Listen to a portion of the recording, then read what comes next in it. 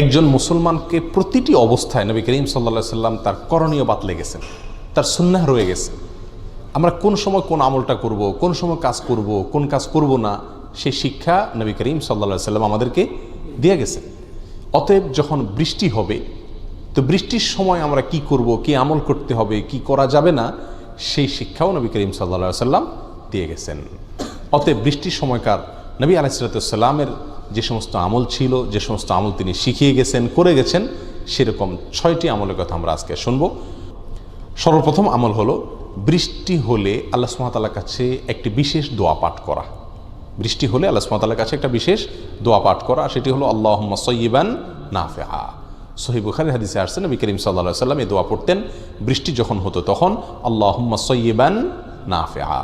মাত্র 3 শব্দের দোয়া, আল্লাহুম্মা সাইয়্যিবান নাফিআ, অর্থাৎ হে আল্লাহ, আপনি যে বৃষ্টি ঢালছেন, নাজিল করছেন, সেই বৃষ্টি যেন আমাদের জন্য উপকারী হয়, ক্ষতিকর বৃষ্টি যেন না হয়। কারণ কিছু কিছু বৃষ্টি আছে যে বৃষ্টিতে আমাদের ক্ষতি হয়, ফসলের ক্ষতি হয়, ঘরবাড়ির ক্ষতি হয়। তো আল্লাহ, আমরা আপনার কাছে উপকারী বৃষ্টি চাই। বৃষ্টি হলে একজন মুমিন এই দোয়া পাঠ করবে, আল্লাহুম্মা সাইয়্যিবান নাফিআ। যদি বৃষ্টি হতে হতে এত বেশি বৃষ্টি হয় যার ফলে রাস্তাঘাট ডুবে যায়, ঘরবাড়ি ক্ষতিগ্রস্ত হয়, ফসল ক্ষতিগ্রস্ত হয়, এক কথায় আমরা ক্ষতিগ্রস্ত হই, তাহলে নবী আলাইহিস সালামের আরেকটি দোয়া আছে, সেটি হলো আল্লাহুম্মা হাওয়ালাইনা ওয়ালা আলাইনা। একবার নবী আলাইহিস সালাম আল্লাহর কাছে বৃষ্টির জন্য দোয়া করেছিলেন, অনাবৃষ্টি চলছিল মদিনাতে। এরপরে আল্লাহ সুবহানাহু ওয়া তাআলা বৃষ্টি দিলেন, এত বৃষ্টি হলেন যে সাহাবীদের ঘরবাড়ি ওই বৃষ্টিতে নষ্ট হওয়ার, ভেঙে পড়ে যাওয়ার উপক্রম হলো। নবী আলাইহিস সালামের কাছে এসে সাহাবা একরাম মসজিদে জানান, ইয়া রাসূলুল্লাহ, এত বৃষ্টি হয়েছে যে এখন তো আবার পরিস্থিতি খারাপ। তখন তিনি দোয়া করেছিলেন আল্লাহুম্মা হাওয়ালাইনা ওয়ালা আলাইনা। এরপর আল্লাহ সুবহানাহু ওয়া তাআলা বৃষ্টি বন্ধ করে দিয়েছিলেন। তাহলে বৃষ্টি হলে আমরা আল্লাহুম্মা সাইয়্যিবান নাফিআ এই দোয়াটি পাঠ করব শুরু থেকেই। যদি বৃষ্টি হতে হতে অনেক লম্বা সময় ধরে বৃষ্টি হয় বা ক্ষতি হয়ে যায় বৃষ্টিতে আমাদের, তখন দোয়া করব কি, আল্লাহুম্মা হাওয়ালাইনা ওয়ালা আলাইনা, অর্থাৎ আল্লাহ, আমাদের বাইরে আপনি বৃষ্টি দান করেন। আমাদের এলাকার বাইরে বলতে আরেকজনের এলাকায় না, মানে যেখানে মানুষজন বসবাস করে না, বনে, জঙ্গলে, নদীতে, সমুদ্রে, সেখানে বৃষ্টি না দেন। আবাদিতে, বসতে যেখানে বৃষ্টি হলে আমাদের ক্ষতি হয়, সেখানে বৃষ্টি দিয়েন না। এই দোয়া পাঠ করতেন, আল্লাহুম্মা হাওয়ালাইনা ওয়ালা আলাইনা। আবারও বলছি, বৃষ্টি হলে দোয়া পড়বো আল্লাহুম্মা সাইয়্যিবান নাফিআ। আর যদি বৃষ্টি ক্ষতিকর পর্যায়ে চলে যায় তাহলে পড়বো আল্লাহুম্মা হাওয়ালাইনা ওয়ালা আলাইনা। 1 নম্বর আমল গেল, বৃষ্টি হলে এই দোয়াগুলো পাঠ করতে হবে। নাম্বার 2, বৃষ্টির সময় বা বৃষ্টির আগে পরে যদি প্রচণ্ড বাতাস, ঝড় শুরু হয়, ঝড়ো হাওয়া যদি শুরু হয়, তুফান দেখা যায়, তখন আল্লাহর আযাব নাজিল হয় কিনা সেই আশঙ্কায় শঙ্কিত থাকা, সেই ভয়ে সন্ত্রস্ত থাকা, এটি হলো দ্বিতীয় আমল। নবী করিম সাল্লাল্লাহু আলাইহি ওয়াসাল্লাম প্রসঙ্গে আম্মা জান আয়েশা রাদিয়াল্লাহু তাআলা আনহা বলেছেন যে যখন বৃষ্টির আগে বা পরে বা বৃষ্টির সময় প্রচণ্ড ঝড়ো বাতাস যখন বইত, তখন নবী করিম সাল্লাল্লাহু আলাইহি ওয়াসাল্লাম ভীত সন্ত্রস্ত হয়ে পড়তেন। আলাইহিসসালামের চেহারা দেখে বোঝা যেত যে তিনি ভীত সন্ত্রস্ত হয়ে পড়েছিলেন। একবার জিজ্ঞাসা করা হলো তাকে, আম্মা জান আয়েশা জিজ্ঞাসা করলেন একবার, ইয়া রাসূলুল্লাহ, আপনার এই অবস্থা হয় কেন, এরকম ঝড়ো বাতাস, তুফান শুরু হলে? তখন তিনি বলেছেন, ইন্নী খাশিতু আন ইয়াকুনা আযাবান সুল্লিতা আলা উম্মতি, আমার ভয় হয় না যেন এই ঝড়ো বাতাস, তুফানে আল্লাহর আযাব নিয়ে আসছে আমার উম্মতের উপরে। তাহলে যদি ঝড়ো বাতাস শুরু হয়, তুফান শুরু হয়, একজন মুমিনের অন্তরে ভয় থাকবে না যেন এটা আল্লাহর আযাব এর মাধ্যমে আসছে, এর পিছনে আল্লাহর আযাব না যেন রয়ে গেছে, এই শঙ্কায় শঙ্কিত থাকবে, আল্লাহর ভয় অন্তরে লালন করবে মুমিন। তাহলে 2টি আমল পেলাম। প্রথম আমলটি হলো দোয়া করব। 2 নম্বর হলো ঝড়ো বাতাস, তুফান শুরু হলে আল্লাহর আযাব হচ্ছে কিনা সেটি নিয়ে শঙ্কিত থাকব এবং সেই ভয় অন্তরে লালন করব। নাম্বার 3, বৃষ্টি যখন নাজিল হবে তখন রহমাতান, এটা বলা, রহমাতান বলা, ওটা আল্লাহ সুবহানাহু ওয়া তাআলার রহমত। এটা কোরআনে কারীমে আল্লাহ সুবহানাহু ওয়া তাআলা বলেছেন, আসমান থেকে আল্লাহ সুবহানাহু ওয়া তাআলা যে পানি নাজিল করেন সেটা হলো কিসের পানি ভাই? বরকতের পানি। অতএব একজন মুমিনকে, নবী আলাইহিস সালাম নিজেও এই আমলটি করেছেন, বৃষ্টি হলে তিনি রহমাতান বলতেন। অতএব 3 নম্বর আমল হলো বৃষ্টি হলে তখন ওই সময় আমরা কি বলবো? রহমাতান, অর্থাৎ আল্লাহর রহমত আমরা কামনা করছি এই বৃষ্টির মাধ্যমে। একই বৃষ্টি আমাদের জন্য রহমতও হতে পারে, আযাবের কারণও হতে পারে, এটি দ্বারা আমরা লাভবানও হতে পারি, ক্ষতিগ্রস্ত হতে পারি। এই জন্য বৃষ্টির সময় নবী আলাইহিস সালামের সুন্নাত হলো রহমাতান বলা। 4 নম্বর হলো বৃষ্টির সময় এবং বৃষ্টির পরে এই কথা বলা সুন্নাত। মতিরনা বিফদলিল্লাহি ওয়া রাহমাতিহি, বৃষ্টির সময় বৃষ্টির পর এটা বলতে হয়, এটা বলা সুন্নাত। নবী আলাইহিস সালাতু ওয়াস সালাম এটা বলতে আমাদেরকে শিখিয়েছেন। অর্থাৎ বাংলা আমরা বলতে পারি আল্লাহর দয়ায়, আল্লাহর অনুগ্রহে আমরা বৃষ্টি পেয়েছি, বৃষ্টি নাজিল হয়েছে আল্লাহর দয়া এবং অনুগ্রহে। তখনকার যুগে মুশরিকরা, কাফেররা, তারা বলতো অমুক তারকায় আমাদেরকে বৃষ্টি দিয়েছে।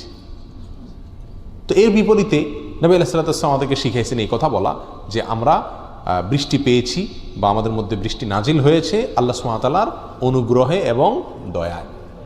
মতিরনা বিফদলিম মিনাল্লাহি ওয়া রাহমাতিহি, এটাও বলা কি সুন্নাত। এটা সহিহ বুখারী মুসলিমের ভিতরে আসছে। নাম্বার 5, বৃষ্টির পানি গায়ে লাগানো সুন্নাত। বৃষ্টির পানি গায়ে লাগানো সুন্নাত। নবী করিম সাল্লাল্লাহু আলাইহি ওয়াসাল্লাম সহিহ মুসলিমের হাদিসে আসছে যে তিনি বৃষ্টির সময় একবার বের হয়েছিলেন এবং গায়ে পানি লাগিয়েছিলেন এবং তাকে জিজ্ঞাসা করা হয়েছিল এর কারণ কি। তিনি এটাকে আল্লাহ সুবহানাহু ওয়া তাআলার পক্ষ থেকে বরকত হিসাবে আখ্যায়িত করেছেন, অভিহিত করেছেন। অতএব আপনি বৃষ্টির পানিতে একেবারে গোসল করে জ্বর সর্দি লাগায় ফেলান, এটা জরুরি না। কিছু পানি অন্তত বৃষ্টির পানি আপনার গায়ে লাগুক, এটা সুন্নাত। বৃষ্টি চলাকালীন 6 নম্বর আমল হলো বৃষ্টির সময় দোয়া কবুল হয়। কি কবুল হয়? দোয়া কবুল হয়। বহু হাদিসে বিষয় বর্ণিত হয়েছে। সুনানে বাইহাকিতে হাদিসে আসছে, তারপরে মুসনাদ হাকিমে বিষয় হাদিসে আসছে, আর বহু হাদিসে আসছে। নবী আলাইহিস সালাতু ওয়াস সালাম বলেছেন কয়েকটি সময় দোয়া কবুল হয়, তার ভিতরে একটি হলো বৃষ্টি নাজিলের সময়। অতএব বৃষ্টি নাজিলের সময় দোয়া কবুলের জন্য গুরুত্বপূর্ণ একটি সময়, এই সময় আমরা দোয়া করব।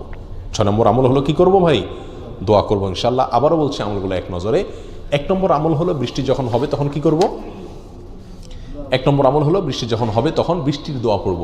আল্লাহুম্মা সায়্যিবান নাফিআ, ক্ষতিকর বৃষ্টি হলে তখন বলবো আল্লাহুম্মা হাওয়ালাইনা ওয়ালা আলাইনা। নাম্বার 2, বৃষ্টির সাথে ঝড়ো হাওয়া, তুফান যদি শুরু হয় বা তার আগে পরে তুফান দেখা যায়, তাহলে আল্লাহর ভয়ে অন্তরে লালন করব, না জানি সেটা আল্লাহর গজব নিয়ে আসছে, না জানি তার পিছনে আল্লাহর গজব রয়ে গেছে। নাম্বার 3, বৃষ্টি যখন হবে তখন রহমাতান বলবো, অর্থাৎ আল্লাহর রহমতের আশা করব। নাম্বার 4, বৃষ্টি যখন হবে তখন তারপরে আমরা বলবো মুতিরনা বিফদলিল্লাহি ওয়া রাহমাতিহি। বৃষ্টি যখন হবে এবং তারপরে আমরা বলবো মুতিরনা বিফদলিল্লাহি ওয়া রাহমাতিহি, অর্থাৎ আল্লাহর অনুগ্রহে দয়া আমাদের প্রতি বৃষ্টি নাজিল হয়েছে। নাম্বার 5, বৃষ্টি যখন হবে তখন শুরুতে একদম বৃষ্টির পড়ার শুরুর দিকে সম্ভব হলে বৃষ্টির কিছু পানি শরীরে লাগানো, সেটা 2-4 ফোঁটাও হতে পারে। নবী আলাইহিস সালাতু ওয়াস সালামের সুন্নাত এটা। নাম্বার 6, বৃষ্টির সময় কি করব? দোয়া করব। 6টি আমল পেয়ে গেলাম। বৃষ্টির সময় আমরা কিছু কাজ করি যে কাজগুলো করা উচিত নয়। নাম্বার 1, অনেক সময় ঝড় বৃষ্টি শুরু হলে আমরা বৃষ্টিকে গালিগালাজ করি। অতিরিক্ত বৃষ্টি হলে অমুকের বৃষ্টি তমুকের গোষ্ঠী মা বাপ তুলে বা বিভিন্নভাবে বৃষ্টির গালিগালাজ করি বা বৃষ্টির প্রতি বাজে মন্তব্য করি।